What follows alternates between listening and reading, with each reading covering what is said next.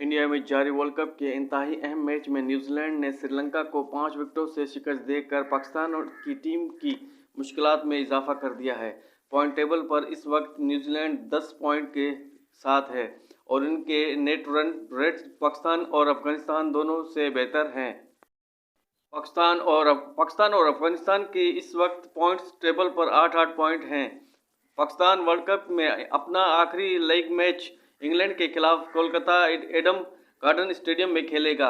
Cricket coverage करने वाली website cricket info के मुताबिक ग्रीन शर्ट को न्यूजीलैंड को पीछे छोड़ने और सेमीफाइनल में जगह बनाने के लिए इंग्लैंड को तकरीबन 287 रन से शिकस्त देना होगी। मिसाल के तौर पर अगर इंग्लैंड की टीम पहले बैटिंग करती है तो पाकिस्तान को 150 रन का हदफ देती है, तो अगर ग्रीन शर्ट को ये 3 ओवर 4 बॉल पर पूरा करना होगा। इस तरह अगर अफगानिस्तान को सेमीफाइनल में रसाई हासिल करनी है तो जनूबी अफ्रीका को 438 रन से हराना होगा।